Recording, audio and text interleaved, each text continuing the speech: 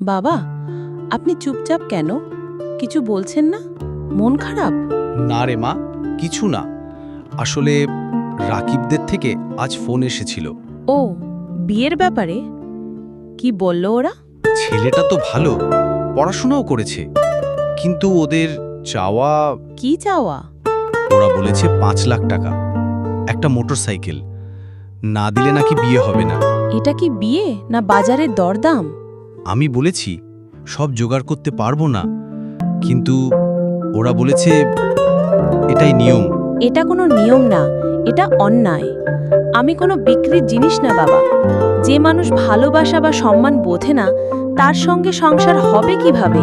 তুই ঠিক বলেছিস মা, কিন্তু সমাজ তো এখনো বদলায়নি। আমরাই তো সমাজ বাবা। কেউ না কেউ না বললেই তো পরিবর্তন আসে। আপনি আমার পাশে থাকলেই আমি একা নই। বিয়ের নামে ব্যবসা বন্ধ হোক। নারী কোনো পণ্য নয়। চলুন আমরা সবাই মিলে বলি, যৌতুক নয়, সম্মান চাই। চাই।